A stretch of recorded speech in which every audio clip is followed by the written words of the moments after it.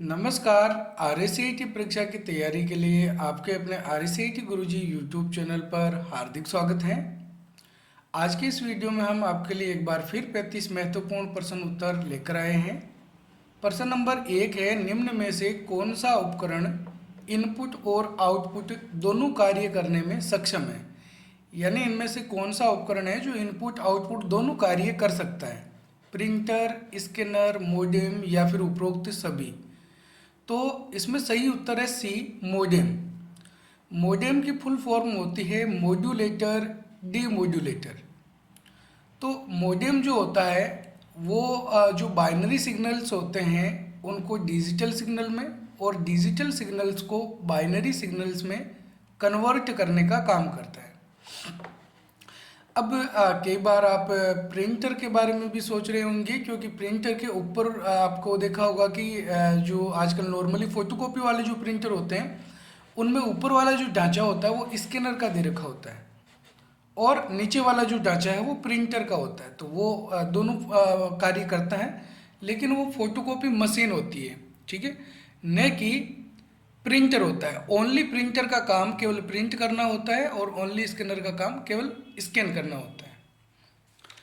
अगला प्रश्न नंबर 2 है, प्रोजेक्टर के संदर्भ में एलसीडी का क्या अर्थ है?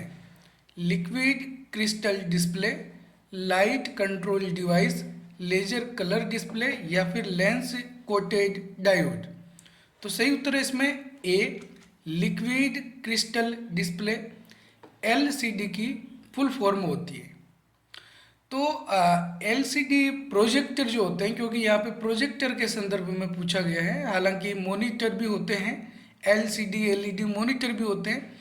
तो एलसीडी जो प्रोजेक्टर होते हैं, इन प्रोजेक्टर के द्वारा जैसे अपन टॉर्च से लाइट ऑन करते हैं तो एक लाइट निकलती है, वैसे ही प्रोजेक्टर के द्वारा एक लाइट निकलती है और ये लाइट जैसे ही किसी बड़े पर्दे पे या दीवार पे पड़ती है तो हमको मॉनिटर की तरह एक बड़ी स्क्रीन दिखाई देती है। जैसे देख सकते हैं सिनेमा हॉल के अंदर ये सारे लोग बैठे हुए हैं और यहाँ पीछे एक प्रोजेक्टर लगा हुआ है और उस प्रोजेक्टर के द्वारा जो लाइट निकल रही है उस लाइट के थ्रू यहाँ इस दीवार पे या पर्दे पे ये सारे चित्र यानी कि मूवी दिखाई दे रही है। तो इस तरीके से प्रोजेक्टर काम करता है। प्रोजेक्टर की फुल फॉर्म भी आपको याद रखनी है, सॉरी एलसीडी की फुल फॉर्म आपको याद रखनी है। एलसीडी की फुल फॉर्म है लिक्विड क्रिस्टल डिस्प्ले और एलईडी की फुल फॉर्म है लाइट इमिटिंग डायोड। तो कई बार मॉनिटर के संदर्भ में या प्रोजेक्टर के संदर्भ में एलसीडी और एलईडी की फुल फॉर्म पूछ ली जाती है। तो ये देख सकते हैं इस तरीके से प्रोजेक्टर को रखा जाता है और फिर उससे जो लाइट निकलती है वो किसी बड़े पर्दे या दीवार पे पड़ती है और फिर हमको चित्र दिखाई देते हैं, यानी कि जैसे मॉनिटर पे दिखते हैं वैसे ही एक बड़ी स्क्रीन दिखाई देती है। अगला प्रश्न नंबर 3 है, नए पैन कार्ड आवेदन के लिए कौन सा फॉर्म भरना होता है? Form 16, form 49A, form 26AS या फिर फॉर्म 15G? तो इसमें सही उत्तर है बी, फॉर्म 49A। जब हम नया पैन कार्ड के लिए आवेदन करते हैं तो ऑनलाइन या फिर ऑफलाइन जैसे भी हम फॉर्म भरते हैं तो फॉर्म 49A हमको भरना होता है। यहाँ पे देख सकते हैं हमने एक ऑनलाइन पोर्टल का स्क्रीनशॉट ले रखा है। तो इसमें नया पैन कार्ड आवेदन करने के लिए ये देख सकते हैं न्यू पैन इंडियन सिटीजन और कोष्टक में लिखा है फॉर्म 49A। तो जो हम फॉर्म भरते हैं नया पैन कार्ड बनाने के लिए उस फॉर्म को फॉर्म 49A के नाम से जाना जाता है। पैन कार्ड तो आप लोगों ने देखा होगा, कुछ इस प्रकार का होता है जिसके अंदर 10 अक्षर होते हैं। ये अक्षर ABCD वाले और संख्या इनको मिलाकर एक साथ मिक्स करके बनाए जाते हैं। और पैन कार्ड के अंदर क्या क्या डिटेल्स होती है? तो अपनी फ़ोटो होती है, नाम होता है, पिताजी का नाम होता है, जन्म तारीख होती है, सिग्नेचर होते हैं और आजकल QR कोड भी आने लग गया है। और इसमें एड्रेस लिखा हुआ नहीं होता है, अपना खुद का एड्रेस इसमें पीछे लिखा हुआ नहीं होता है। तो ये इस प्रकार का पैन कार्ड होता है। पेन की जो फुल फॉर्म है वो भी आपको याद रख लेनी है। इस पेन के संदर्भ में पेन की फुल फॉर्म है परमानेंट अकाउंट नंबर। ठीक है, फुल फॉर्म क्या होगी, परमानेंट अकाउंट नंबर। इसके अलावा एक पेन नेटवर्क वाला भी होता है, वहाँ पे इसकी फुल फॉर्म होती है पर्सनल एरिया नेटवर्क। जो ब्लूटूथ है वो पर्सनल एरिया नेटवर्क का उदाहरण है, यानी कि एक ऐसा नेटवर्क जो केवल पर्सनल एरिया के लिए ही काम करता हो। जैसे एक कमरे के अंदर अपन को कोई डिवाइस कनेक्ट करना है तो वो अपन ब्लूटूथ के थ्रू कनेक्ट करते हैं, तो वो पर्सनल एरिया में ही काम करता है। लेकिन यहाँ पे पैन कार्ड के संदर्भ में इसकी फुल फॉर्म होगी परमानेंट अकाउंट नंबर, यानी कि पैन कार्ड के ये जो नंबर होते हैं ये परमानेंट होते हैं, ये चेंज नहीं होते, जैसे आधार कार्ड के नंबर चेंज नहीं होते। अगला प्रश्न नंबर 4 है, निम्न में से कागज पर छपे हुए अक्षरों को डिजिटल रूप में बदलने के लिए ताकि उन्हें दोबारा संपादित किया जा सके कौन से उपकरण का प्रयोग किया जाता है। यानी कि हमने कागज पर कुछ शब्दों को प्रिंट कर रखा है, अब उनको वापस ऐसे रूप में बदलना है ताकि कंप्यूटर में उनको वापस एडिट कर सके, तो कौन सा उपकरण जो है वो काम में लिया जा सकता है, MICR, OMR, OCR या फिर BCR। अगर आपने RSCIT की बुक में इन सबको पढ़ा है तो इनके नाम भी आपको पता होंगे। तो इसमें सही उत्तर है C, OCR। OCR की फुल फॉर्म होती है ऑप्टिकल कैरेक्टर रिकॉग्निशन। यहाँ पे इन चारों की फुल फॉर्म्स दे रखी है और इनके कार्य क्या है वो आपके RSCIT किताब में भी अच्छे से दे रखे हैं, एक बार आपको बता देते हैं। जैसे यहाँ पे लिखा हुआ MICR की फुल फॉर्म है मैग्नेटिक इंक कैरेक्टर रीडर। तो बैंक के अंदर मैग्नेटिक यानी कि चुंबकीय स्याही से कुछ अक्षर लिखे हुए होते हैं, तो उन चेक्स को पढ़ने के लिए मैग्नेटिक इंक कैरेक्टर रिकॉग्निशन का प्रयोग किया जाता है। OMR की फुल फॉर्म होती है ऑप्टिकल मार्क रिकॉग्निशन या ऑप्टिकल मार्क रीडर भी इसको कहा जाता है। और ये जो OMR होता है ये OMR सीट को पढ़ने का काम करता है, OMR सीट को जांचने का काम करता है। आपके RSCIT एग्जाम में भी OMR सीट आएगी, तो उस OMR सीट को भरने के बाद उसको चेक करना है कि कितने क्वेश्चंस इस OMR सीट में सही है गलत है, तो वो OMR मशीन के द्वारा चेक किए जाते हैं। OMR सीट किसी मनुष्य के द्वारा चेक नहीं होती है, वो OMR मशीन जो होती है उसके द्वारा चेक किए जाते हैं। और OCR जो होता है ऑप्टिकल कैरेक्टर रिकॉग्निशन, ये नॉर्मल स्कैनर की तरह होता है, लेकिन ये प्रिंटेड पेज को ऐसे फॉर्म में वापस कन्वर्ट कर देता है ताकि उन शब्दों को वापस एडिट किया जा सके। जैसे ये जब हम स्कैन करते हैं तो उस पूरे पेज को ये माइक्रोसॉफ्ट वर्ड में या नोट पैड में कन्वर्ट कर देता है ताकि हम उसमें वापस कुछ एडिट कर सकें। BCR की फुल फॉर्म होती है बार कोड रीडर, ये बार कोड को पढ़ने का काम करता है। ठीक है, नेक्स्ट है प्रश्न नंबर 5, ई मित्र द्वारा नागरिकों को कौन सी विभिन्न सरकारी सेवाओं तक एकल बिंदु पहुंच प्रदान करता है, mobile apps, social media platform, physical service centre या फिर रेडियो ब्रॉडकास्ट। तो इसमें सही उत्तर है C, फिजिकल सर्विस सेंटर। यानी कि हम ई मित्रा पे जाके ई मित्रा पे भौतिक रूप से जाकर वहाँ पर राजस्थान गवर्नमेंट की जो भी सरकारी सेवाएं हैं उनका लाभ ले सकते हैं। तो इसके लिए हमको भौतिक रूप से कहाँ जाना पड़ेगा, ई मित्रा पे जाना पड़ेगा। तो ई मित्रा राजस्थान गवर्नमेंट की तरफ से एक पहल की गई है ताकि सरकारी सेवाओं का लाभ लोगों को पहुंच सके। अगला प्रश्न नंबर 6 है, माइक्रोसॉफ्ट वर्ड 2019 को शुरू करने के लिए उपयुक्त विकल्प कौन सा है। अगर हम MS वर्ड को शुरू करना चाहते हैं 2019 को, तो हम कंप्यूटर में कौन से स्टेप्स को काम में लेंगे। पहला है स्टार्ट, उसके बाद ऑल एप्स, फिर वर्ड को सेलेक्ट करना है, या फिर रन को ओपन करना है, उसमें विन वर्ड टाइप करना है, ओके करना है, या फिर विकल्प A और B दोनों, ये दोनों ऑप्शन काम में ले सकते हैं, या फिर इनमें से कोई नहीं। तो क्या होगा इसमें C, विकल्प A और B दोनों। हम स्टार्ट मेन्यू पे क्लिक करेंगे टास्क बार पे, और उसके बाद ऑल एप्स पे क्लिक करेंगे तो वहाँ पे हमको वर्ड लिखा हुआ मिल जाएगा, उस पर क्लिक करके माइक्रोसॉफ्ट वर्ड को ओपन कर सकते हैं। या फिर हमको विंडो के साथ में आर बटन दबाना है, और विंडो आर बटन जब हम दबाएंगे तो इस प्रकार का एक रन बॉक्स ओपन होगा। इसमें हमको यहाँ पे लिखना है win word, WINWRD, win word लिख के जैसे ही हम ओके करेंगे तो माइक्रोसॉफ्ट वर्ड ओपन हो जाएगा। नेक्स्ट प्रश्न नंबर 7 है, निम्न में से कंप्यूटर की विशेषता कौन सी है? डिलीजेंस, वर्साटिलिटी, रिलायबिलिटी या फिर उपरोक्त सभी। तो इसमें सही उत्तर है डी, उपरोक्त सभी। कंप्यूटर परिश्रम करता, कभी थकता नहीं है, बहुमुखी प्रतिभा, बहुत सारे कार्य कर सकता है कंप्यूटर, और कंप्यूटर से जो काम होता है वो पूरा विश्वसनीयता के साथ होता है। तो ऐसा नहीं है कि कंप्यूटर कुछ हमसे छुपा के अपनी तरफ से कुछ काम कर ले, ऐसा तो कंप्यूटर कुछ नहीं करता है।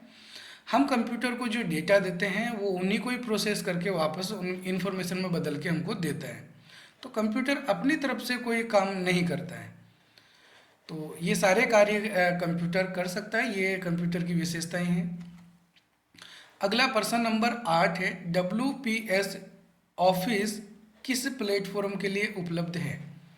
केवल विंडोज, केवल एंड्रॉयड, विंडोज, एंड्रॉयड, iOS तथा मैक ओएस, केवल विंडोज और एंड्रॉयड।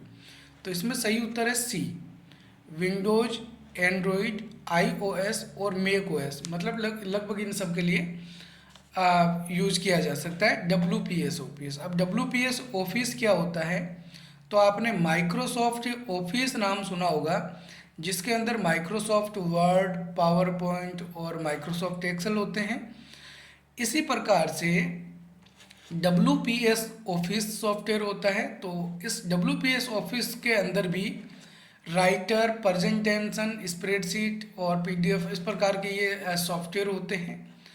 तो राइटर जो होता है वो माइक्रोसॉफ्ट वर्ड की तरह काम करता है, प्रेजेंटेशन पावर पॉइंट की तरह, और स्प्रेडशीट माइक्रोसॉफ्ट एक्सेल की तरह काम करता है। WPS की फुल फॉर्म भी आप याद रख सकते हो, क्या होगी? Writer, presentation, spreadsheet, WPS। ठीक है। नेक्स्ट प्रश्न नंबर 9 है, निम्न में से कौन सा गूगल वर्क स्पेस ऐप मुख्य रूप से वास्तविक समय में डॉक्यूमेंट बनाने और संपादित करने के लिए उपयोग किया जा सकता है? Google sheets, Google slides, Google docs या फिर गूगल फॉर्म। तो डॉक्यूमेंट बनाने के लिए गूगल वर्क स्पेस में से कौन सा ऐप काम में लेते हैं? तो इसमें सही उत्तर है सी, गूगल डॉक्स। तो गूगल वर्क स्पेस के अंदर गूगल डॉक्स जो नाम से ऐप मिलता है, उस ऐप के द्वारा हम डॉक्यूमेंट फाइल बना सकते हैं। जैसे मैंने अभी आपको बताया था कि WPS ऑफिस के अंदर राइटर होता है और माइक्रोसॉफ्ट ऑफिस के अंदर माइक्रोसॉफ्ट वर्ड होता है, ऐसे ही गूगल वर्क स्पेस के अंदर गूगल डॉक्स होता है। ठीक है। तो गूगल डॉक्स के अंदर हम क्या कर सकते हैं? डॉक्यूमेंट बना सकते हैं। और गूगल स्लाइड्स के अंदर हम प्रेजेंटेशन फाइल बना सकते हैं, और गूगल शीट्स के अंदर हम स्प्रेडशीट फाइल बना सकते हैं। यानी कि जो कार्य माइक्रोसॉफ्ट एक्सेल में होता है वो गूगल शीट्स में हो सकता है, जो पावर पॉइंट में होता है वो स्लाइड्स में होता है, और जो माइक्रोसॉफ्ट वर्ड में होता है वो गूगल डॉक्स में हो सकता है। जब हम जीमेल अकाउंट बनाते हैं अपना, तो जब जीमेल अकाउंट बनाते हैं तो गूगल वर्क स्पेस के ये सारे टूल्स हमको फ्री में एक्सेस करने को मिल जाते हैं, जिसमें अपन Google meetings, Google sheets, docs और स्लाइड्स, कैलेंडर, इस प्रकार की जितने भी टूल्स हैं, जीमेल आदि का यूज कर सकते हैं। अगला प्रश्न नंबर 10 है, MS पावर पॉइंट 2019 में चयनित ऑब्जेक्ट का आकार बढ़ाने, घटाने, कलर बदलने या केंद्र पर घुमाने के लिए किस प्रकार के एनिमेशन को चुनना होगा? तो यहाँ पे एनिमेशन के बारे में पूछा गया है। एक ऐसा एनिमेशन जो किसी ऑब्जेक्ट का आकार घटा बढ़ा सकता है, कलर बदल सकता है, या फिर उसको सेंटर में घुमा सकता है। एंट्रेंस, एम्फेसिस, एग्जिट या फिर मोशन पाथ्स। तो इसमें सही उत्तर है बी, एम्फेसिस। तो देखो एंट्रेंस वाला जो इफेक्ट होता है, ये ऊपर देख सकते हैं ग्रीन कलर में एंट्रेंस वाला है, तो ये एंट्री करवाने के लिए होते हैं किसी ऑब्जेक्ट की। जैसे अभी मैंने इस फोटो की एंट्री करवाई है, और इम्फेसिस के अंदर इनको यहीं पे घुमाया जा सकता है, इस पिक्चर को यहीं पे घुमा सकते हैं। और एग्जिट के अंदर एग्जिट करवा सकते हैं, इस पिक्चर को यहाँ से वापस हटा सकते हैं। तो यहाँ पे घुमाना हो, पिक्चर का कलर बदलना हो, आकार बदलना हो, तो वो इम्फेसिस के अंदर ये जो टूल्स मिल रहे हैं हमको, उनके द्वारा किया जा सकता है। नेक्स्ट प्रश्न नंबर 11 है, निम्न में से कंप्यूटर शब्द की उत्पत्ति किस भाषा से हुई है? जर्मन, संस्कृत, लैटिन या फिर यूनानी? तो इसमें सही उत्तर है सी, लैटिन। कंप्यूटर शब्द की उत्पत्ति लैटिन भाषा के कंप्यूटर शब्द से हुई है। कौन सा शब्द है? कंप्यूट। ये देखो, ये ऑब्जेक्ट थोड़ा यहाँ पे गलत आ गया, लेकिन आपको ध्यान में रखना है लैटिन इसमें सही आंसर है, ठीक है। कंप्यूटर शब्द से हुई है, और कंप्यूट का मतलब होता है गणना करना, और कंप्यूटर का मतलब होता है गणना करने वाला। तो कंप्यूटर को हिंदी में संगणक, अभिकलित्र और परिकलक के नाम से भी जाना जाता है। ज़्यादातर संगणक के नाम से जानते हैं, तो इसको भी आप याद रख सकते हैं। नेक्स्ट प्रश्न नंबर 12 है, निम्न में से कंप्यूटर का दिमाग किसे कहा जाता है? प्रिंटर को, मॉनिटर को, सीपीयू को या फिर कीबोर्ड को? तो इसमें सही उत्तर है सी, सीपीयू को। अब सीपीयू क्या होता है? तो सीपीयू इस प्रकार की एक चिप लगी होती है जिसको हम प्रोसेसर या माइक्रो प्रोसेसर के नाम से जानते हैं, तो इसी को ही सीपीयू कहा जाता है। अब आपने इस प्रकार का जो ढांचा है जिसको हम कैबिनेट के नाम से जानते हैं, आपने इसको भी सीपीयू के नाम से जाना होगा। कई बार बोल चाल के भाषा में अपन इसी को ही सीपीयू कहते हैं, लेकिन ये सीपीयू नहीं होता है, ये कैबिनेट होता है। और इस कैबिनेट यानी इस डब्बे के अंदर एक बोर्ड लगा हुआ होता है इलेक्ट्रॉनिक, जिसको मदरबोर्ड कहा जाता है, और उस मदरबोर्ड पे इस प्रकार की चिप लगी होती है। इस चिप को हम क्या बोलते हैं? सीपीयू बोलते हैं। नेक्स्ट आगे चलते हैं, प्रश्न नंबर 13 है, निम्न में से कॉम्बिनेशन कुंजियां कौन सी हैं?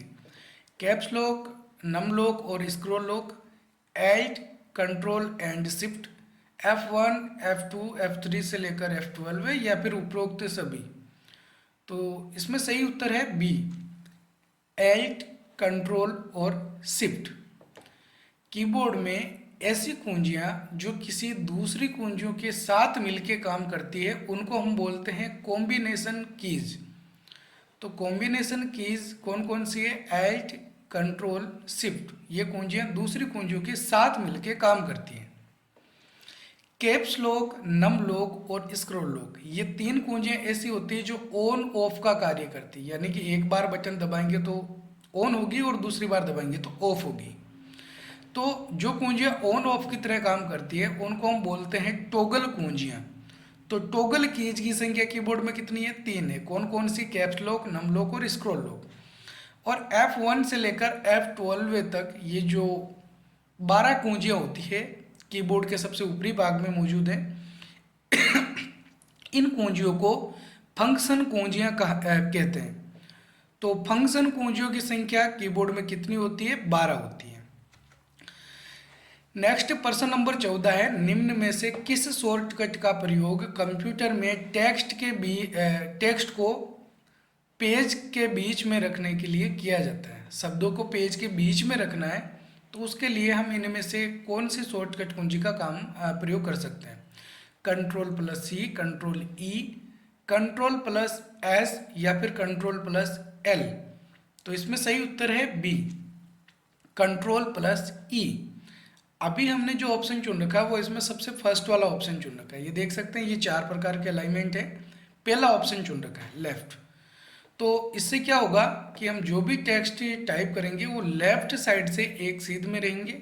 ये देख सकते हैं, ये पैराग्राफ्स जो हैं वो सारे लेफ्ट साइड में एक सीध में हैं। जब हम अलाइन टेक्स्ट राइट वाला ऑप्शन चुनते हैं तो ये जो टेक्स्ट होते हैं ये राइट साइड में चले जाएंगे और राइट साइड में एक सीध में रहेंगे, लेफ्ट में नहीं रहेंगे।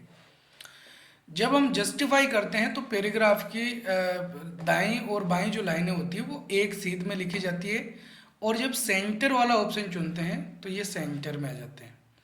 इनकी शॉर्टकट कुंजियां जैसे Ctrl+L लेफ्ट के लिए, Ctrl+R अलाइन टेक्स्ट राइट के लिए, Ctrl+J जस्टिफाई के लिए और Ctrl+E सेंटर के लिए होती है।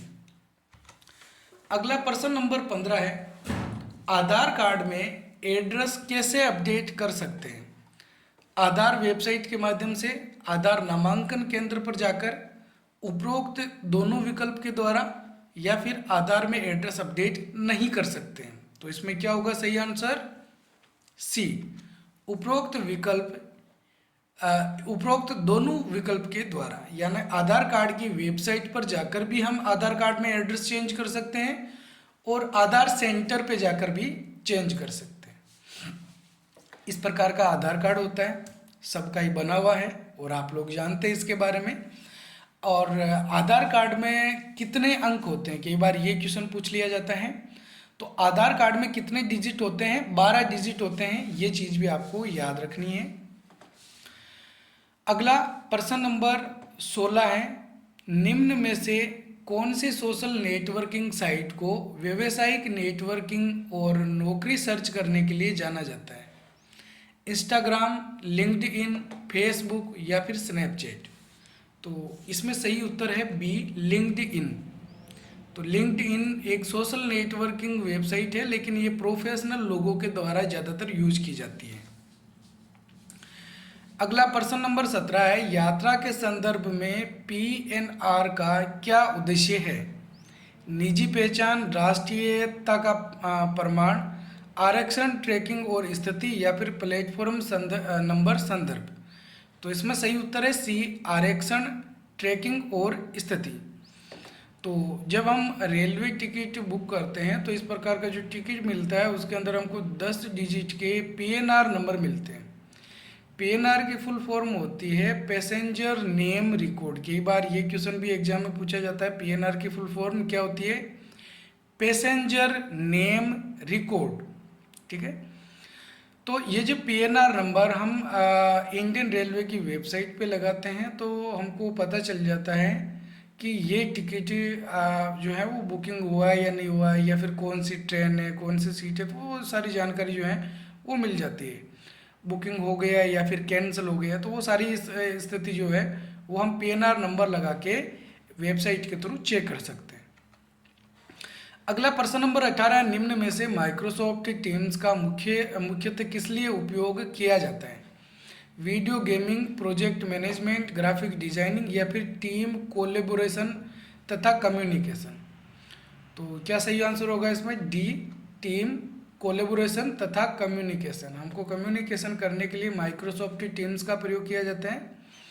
तो ये कुछ वैसा ही होता है जैसे अपन कोई वीडियो कॉलिंग करते हैं, लेकिन यहाँ पे अपन स्क्रीन शेयर कर सकते हैं लोगों के साथ में, और हम जैसे अपने फ़ोटो के साथ में वीडियो से अपनी स्क्रीन शेयर करके लोगों को नई नई जानकारी दे सकते हैं।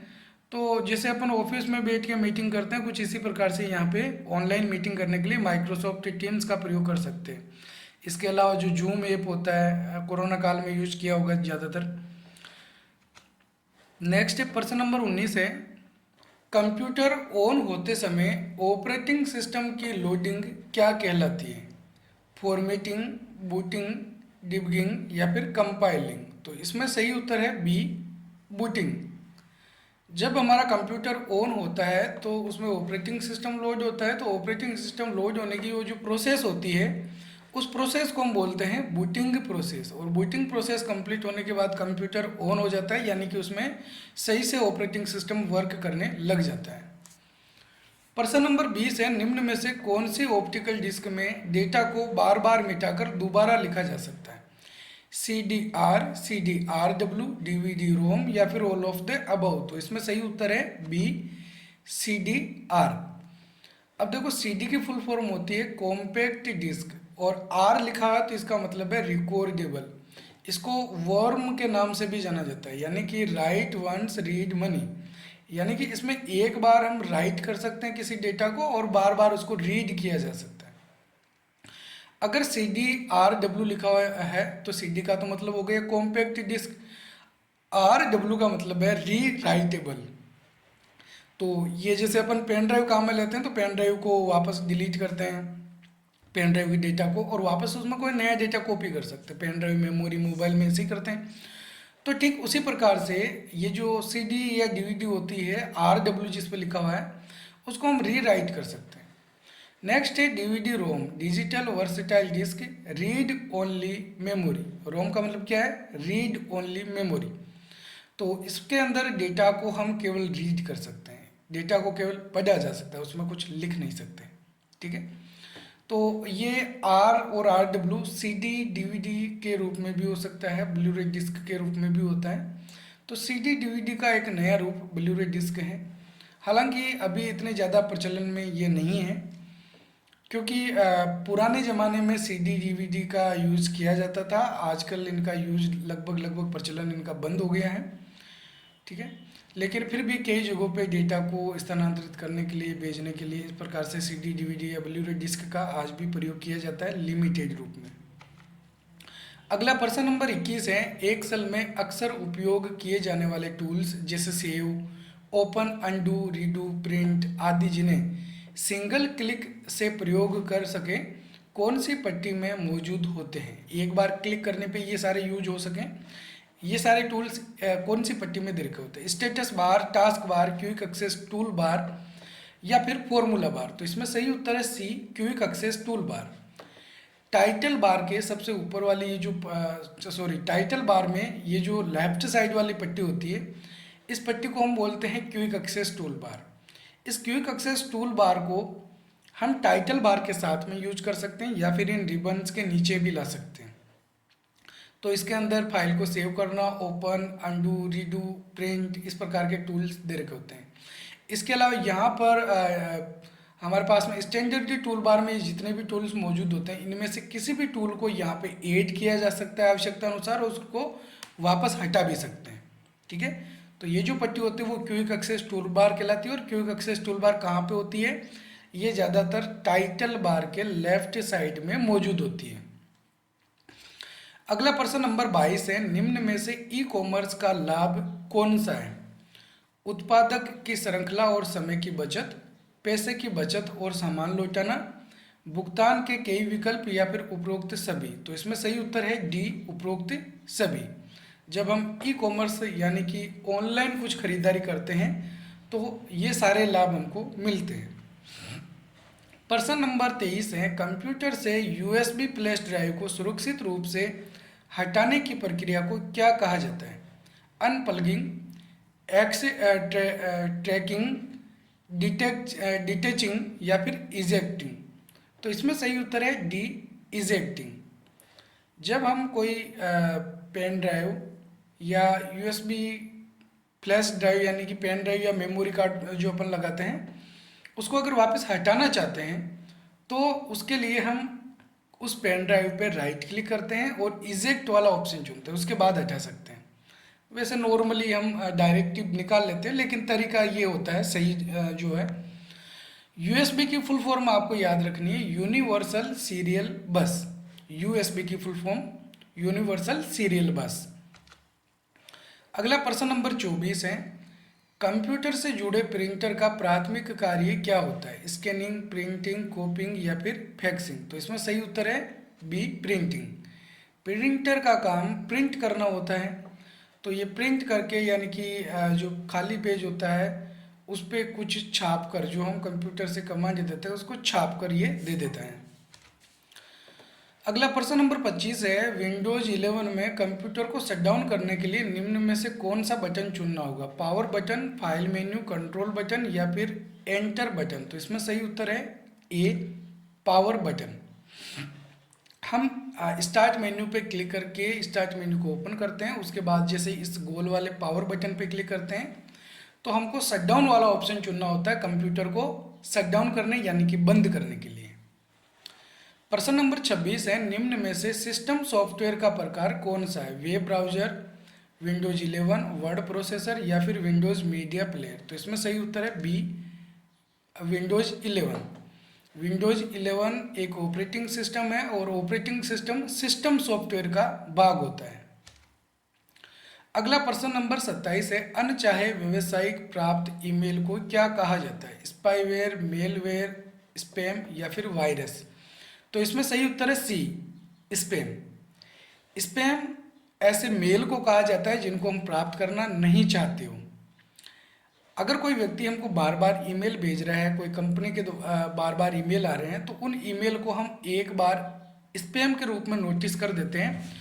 उसके बाद उसके द्वारा जब भी वो ईमेल हमको भेजा जाता है तो वो इनबॉक्स में प्राप्त नहीं होके स्पैम वाला एक फोल्डर बना हुआ होता है, उसके अंदर प्राप्त होता है।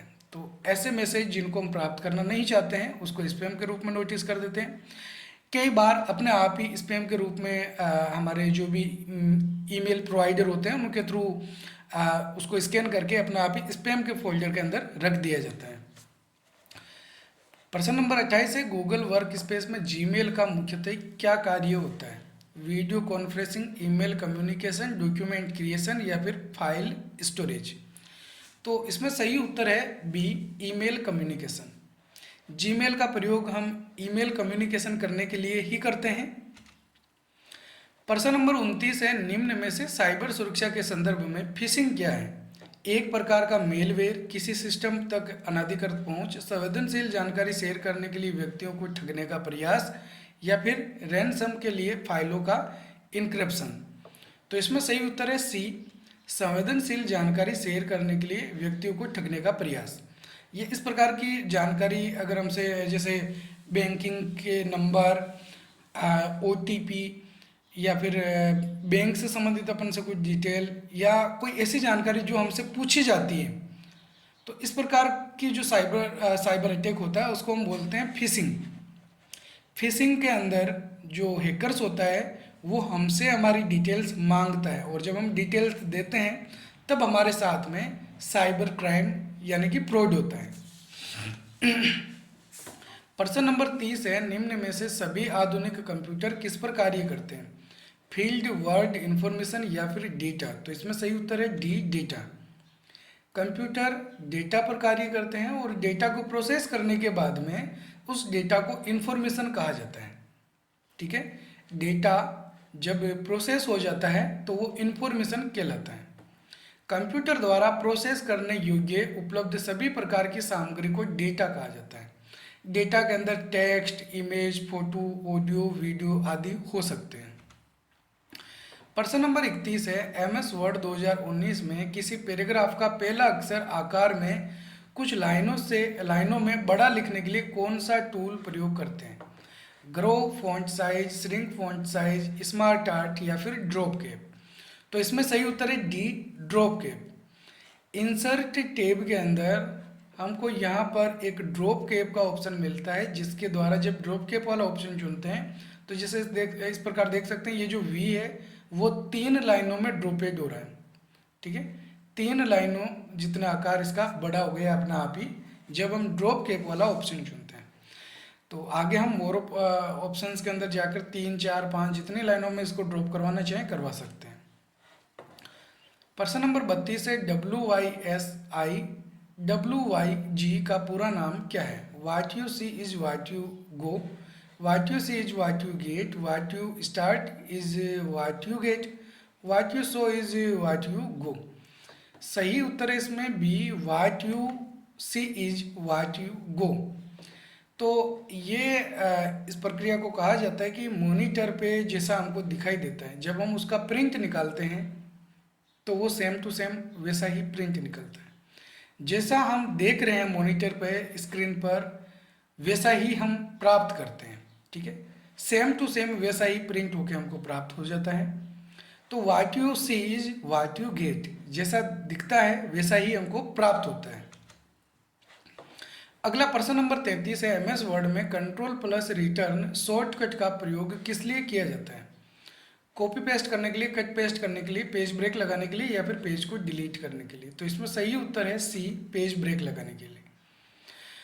माइक्रोसॉफ्ट वर्ड में इंसर्ट टैब के अंदर हमको ये पेज ब्रेक वाला ऑप्शन मिलता है और जब हम इस पेज ब्रेक पे क्लिक करते हैं तो हमारा कर्सर अगले वाले पेज में चला जाता है। कर्सर के आगे कुछ शब्द होंगे तो वो भी अगले वाले पेज में चले जाते हैं।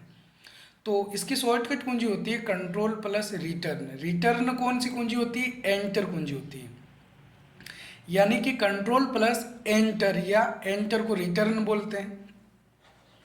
ये पेज ब्रेक लगाने की शॉर्टकट कुंजी होती है। प्रश्न नंबर 34 है, निम्न में से HTML का प्रयोग किस लिए किया जाता है? डिवाइस ड्राइवर्स हेतु, वेब पेज निर्माण हेतु, प्रिंटिंग हेतु या फिर डेटाबेस बनाने हेतु। तो इसमें सही उत्तर है बी, वेब पेज निर्माण हेतु। वेब पेज बनाने के लिए HTML लैंग्वेज का प्रयोग करते हैं। HTML की फुल फॉर्म होती है हाइपर टेक्स्ट मार्कअप लैंग्वेज। अगला प्रश्न नंबर 35 है, निम्न में से सही विकल्प कौन सा है? याहू, बिंग और गूगल क्रोम सर्च इंजन के प्रकार हैं। Inkjet, laser, dot matrix printer के प्रकार हैं। रैम और कैश मेमोरी में डेटा स्थायी रूप से स्टोर होता है, या फिर उपरोक्त सभी विकल्प सही हैं। तो देखो, याहू और बिंग तो सर्च इंजन होता है, लेकिन गूगल क्रोम सर्च इंजन नहीं होता है, ये एक ब्राउज़र होता है। रैम और कैश मेमोरी में डेटा स्थायी रूप से स्टोर नहीं होता, बल्कि अस्थायी रूप से स्टोर होता है। तो इसमें सही उत्तर है बी, इंकजेट, लेजर और डॉट मैट्रिक्स प्रिंटर जो है वो प्रिंटर के प्रकार होते हैं। ठीक है, तो बी इसके अंदर सही ऑप्शन है। तो ये थे आज के हमारे 35 महत्वपूर्ण प्रश्न उत्तर। उम्मीद है आपको हमारा वीडियो पसंद आया होगा। वीडियो पसंद आए तो वीडियो को लाइक और हमारे चैनल RSCIT गुरुजी को सब्सक्राइब जरूर करें। साथ ही वीडियो को अपने सभी दोस्तों के साथ शेयर कर दें जो RSCIT परीक्षा की तैयारी कर रहे हैं। तो ठीक है, हम मिलेंगे इसी प्रकार एक और नई वीडियो में। तब तक के लिए जय हिंद, जय भारत।